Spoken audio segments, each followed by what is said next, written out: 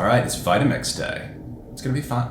This tool is a total game changer. It opened up a toolbox for chefs that we just didn't have before. And I'm gonna show you guys some pro techniques to unlock that. Let's blend some stuff. We're gonna start with an aromatic chili oil. Toast 4 anchos, 1 chipotle, and 1 Thai bird chili in a 400-degree oven for 3 minutes. Then you wanna take all the seeds out, unless you want this thing to be really hot. Gloves, recommended.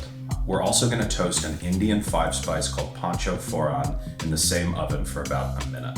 Toast it until it smells really good. Add everything to the blender with 350 ml of grapeseed oil and spin it on high until steam is coming out of the top. It's gonna take a few minutes and then strain it out. It's done. This smells amazing.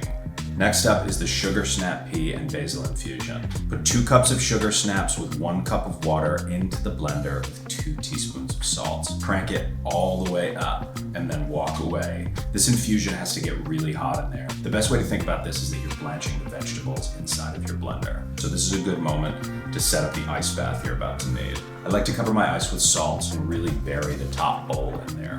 You want lots of steam coming out of the top, and the side of the blender carafe has to be very warm to the touch, almost hot. Once it feels right, add a nice bundle of basil leaves and turn it back on for about 30 seconds. Once you feel good about it, it's gotta go immediately into your ice bath to keep it green. No other blender can do this. It's herb oil time. I'm using dill, but you can use any leafy herb that you like. Let me know in the comments what your favorite one is.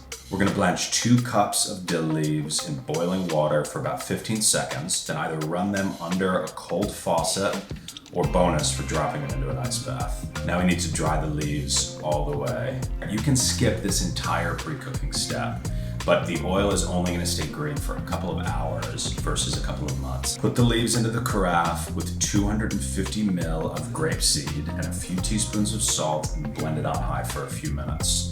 You're looking for steam and some warmth on the side of the carafe. This one also needs to go into an ice bath. It's hollandaise time.